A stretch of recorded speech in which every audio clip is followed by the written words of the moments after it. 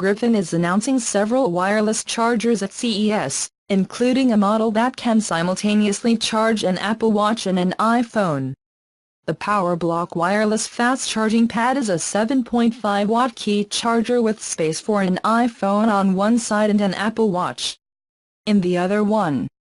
A separate model will be sold without a place for the Apple Watch, but since AirPower is nowhere to be found, the dual wireless charger is the highlight. Griffin is introducing two other chargers. The PowerBlock wireless charging stand/platform is a 10-watt key device that charges your iPhone in portrait or landscape orientation, allowing you to flip it over and turn it into a base.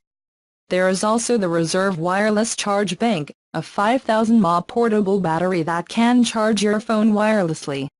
All new wireless chargers will be available in the coming months.